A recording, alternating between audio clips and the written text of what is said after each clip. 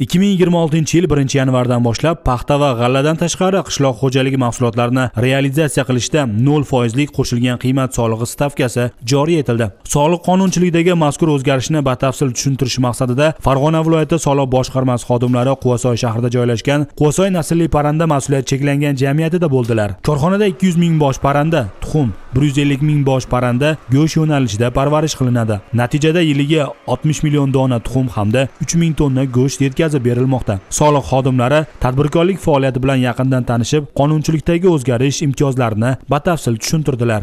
O'tgan yilgi ko'rsatkichlarga asosan jamiyatimiz tomonidan qo'shilgan qiymat solig'ini 1 milliard 200 million so'm miqdorida to'lov amalga oshirilgan. Hozirgi kunda ushbu imtiyoz hisobiga 1 milliard 200 million so'm pul mablag'i korxona hisobida qolmoqda. Ushbu mablag' korxonani rivojlantirishga, kengaytirishga, qo'llab-quvvatlash, yangi ish o'rinlar yaratish hamda bozorlarimizda arzon, sifatli qishloq xo'jaligi mahsulotlari bilan ta'minlashga olib keladi.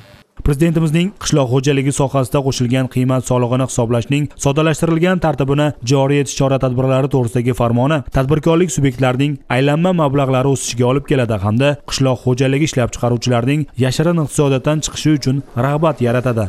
Farmonga ko'ra, qishloq xo'jaligi korxonalari o'zi yetishtirgan paxta g'alladan tashqari mahsulotlar uchun qo'shilgan qiymat solig'ini 0 stavkada imtiyoz qo'llab hisob-kitoblar amalga oshirib belgilangan. Bundan tashqari qishloq xo'jaligi korxonalarimiz tomonidan xarid qilingan mahsulotlar uchun qo'shilgan qiymat solig'ining salbiy farqi qaytarib berilishi saqlanib qolgan holda ularning murojaatlariga asosan 3 kun muddatda avtomatik ravishda qaytarib berishi joriy qilindi. Dastlabki hisob-kitoblarimiz bo'yicha shu farmonga asosan imtiyoz qo'llanish natijasida viloyatimizdagi 2,5 mingdan ortiq xo'jalik subyektlari hisobida 40 milliard so'mga yaqin mablag' iqtisod qilinishi kutilyapti.